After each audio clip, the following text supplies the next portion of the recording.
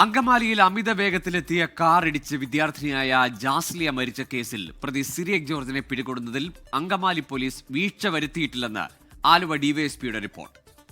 നടപടിക്രമങ്ങൾ കൃത്യമായി പാലിച്ചെന്നും പ്രതി രക്ഷപ്പെട്ടത് പോലീസിന്റെ കണ്ണു വെട്ടിച്ചെന്നും റിപ്പോർട്ടിൽ പറയുന്നു. 24 ബ്രേക്കിംഗ്. വിഷ്ണു സുരേഷാണ് ചേരുന്നത് കൊച്ചിയിൽ നിന്ന് വിവരങ്ങളുമായി.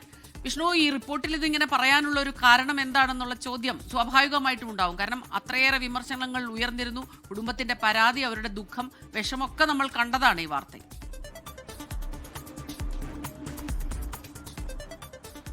സ്മിത, അതിന് പിന്നാലെ തന്നെ കുടുംബം പോലീസിനെതിരെ പരസ്യ പ്രതികരണവും നടത്തിയിരുന്നു. പ്രതി സിറിയക് ജോർജിനെ സംരക്ഷിക്കാനുള്ള ശ്രമം പോലീസിന്റെ ഭാഗത്തുണ്ടായി എന്നാണ് അവർ വാർത്താ സമ്മേളനം വിളിച്ച് പറഞ്ഞത്. ആ പശ്ചാത്തലത്തിലാണ് ഇതിന്റെ സമഗ്ര ഭാഗങ്ങളും അന്വേഷിക്കുന്നതിന് വേണ്ടി Ernakulam rural S P K Sudarshan Aluva ഡിവൈഎസ്പിക്ക് നിർദ്ദേശം നൽകിയത്. കഴിഞ്ഞ ദിവസങ്ങളിലൊക്കെ അതുമായി ബന്ധപ്പെട്ടുള്ള പ്രാഥമിക അന്വേഷണം ആലുവ ഡിവൈഎസ്പി നടത്തി. അതിലാണ് ഇപ്പോൾ പോലീസിന് വീഴ്ച സംഭവിച്ചിട്ടില്ല എന്ന വിലയിരുത്തലിലേക്ക് എത്തിയിട്ടുള്ളത്. കൃത്യമായ നടപടിക്രമങ്ങൾ പാലിച്ചിട്ടുണ്ട്. ആദ്യം ഇതൊരു ആക്സിഡന്റ് കേസായിരുന്നു, ഒരു ഹിറ്റ് ആൻഡ് റൺ കേസായിരുന്നു. അതിനുശേഷം പെൺകുട്ടി മരിക്കുന്നു. അതിന് പിന്നാലെ തന്നെ നോൺ ബെയിലബിൾ ഇട്ട് കുറ്റകരമായ നരഹത്യ അടക്കമുള്ള വകുപ്പുകൾ പോലീസ് കൃത്യമായി ചുമത്തി.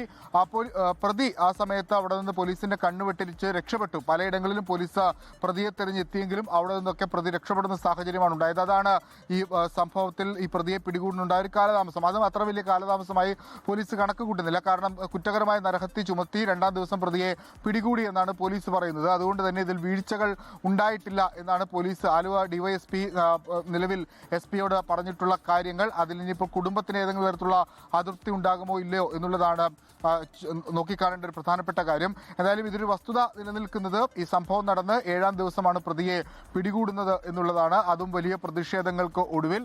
ആ ഘട്ടത്തിലാണ് പോലീസിന് ഈ സംഭവത്തിൽ അങ്കമാലി പോലീസിന് ഈ സംഭവത്തിൽ ഏതെങ്കിലും അസ്വാഭാവികമായ ഇടപെടൽ നടത്തിയിട്ടുണ്ടെന്ന് സംശയം ഉയർന്നു വന്നത്.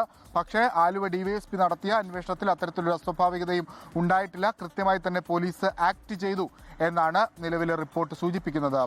സ്മിത. ശരി വിഷ്ണു, ഏതായാലും പോലീസിന്റെ കണ്ണ് വെട്ടിച്ചു എന്ന് റിപ്പോർട്ടിൽ തന്നെ പറയുന്നുണ്ട്. പക്ഷേ വീഴ്ചയൊന്നും ഇല്ല എന്നാണ് കണ്ടെത്തൽ.